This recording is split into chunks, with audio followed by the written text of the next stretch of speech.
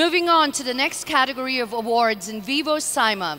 The next award is for the best lyricist, and the nominees are Srimani, Telusa Telusa Sarainodu, Chandra Bose, Chusa Chusa Dhruva, Maranam Adi Tadyam, Sirasiri, Vangaviti, Ramjogiya Shastri, Pranamam, Janata Garage, Bhaskar Butler, Oka Lalana, Oka Divana, Joe Achyutananda.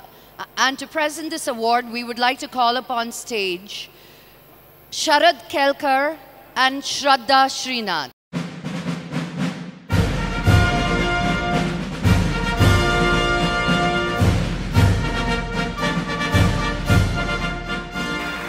And the winner is...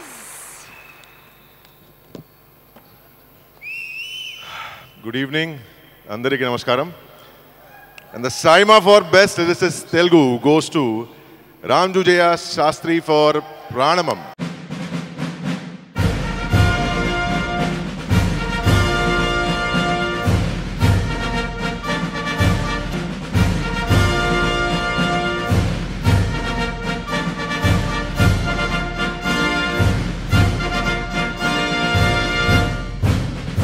Very good evening and Andariki.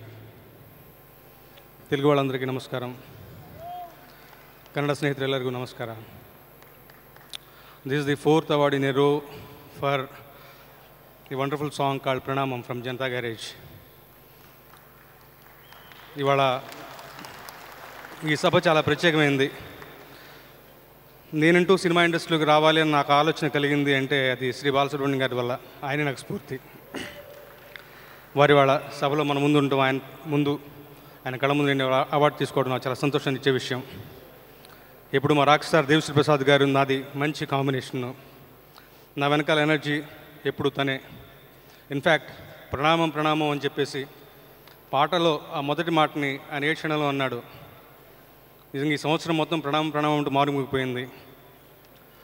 Janata garage cinema అనేదే ఒక మంచి Nobel ఇంటెంట్తో Nobel కంటెంట్తో చేసినటువంటి cinema. దాంట్లో ఒక nature lover character తీసుకున్నటువంటి ఎన్టీఆర్ గారు, junior NTR గారు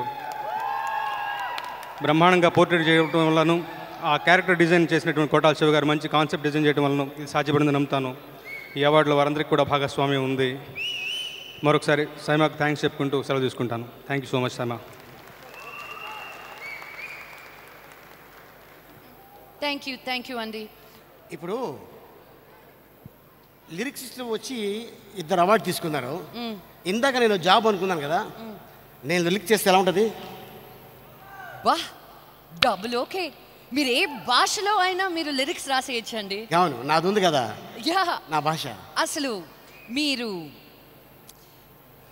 ఆ పదాలేంటి? కాట్రవల్లి, ఆ కాట్రవల్లి, జలగండ్రి, మాస్పత్రి, పులాసలి, నీ సిక్కి సింహాలి, గంటీసులు, గంటి బిల్లి, దడ్వాన్స్, అదే అవన్నీ ఏ డిక్షనరీలోనూ ఉండవు కాబట్టి దానికి లిపి లేదు, ఎలా అయినా రాసేయచ్చు. అవును. సో అంటే నేను ఇప్పుడు రాయలేదు కదా నీ ఉద్దేశం? అంటే అలా కాదండి, మీరు మ్యూజిక్ అన్నారు కదా, ఆ కెరియర్ గురించి ఆలోచిద్దామని. పాట పాడతా అన్నా వద్దన్నావు, రాస్తానన్నా వద్దన్నావు. నెక్స్ట్ అవార్డు అనౌన్స్ చేయి, నేనేంటో చూపిస్తాను త్వరలోనే. సారీ, మన భాష అర్థం కాక అలా ఎలా పిచ్చి చూపులు చూస్తున్నారు చూడు. లేదు. హలో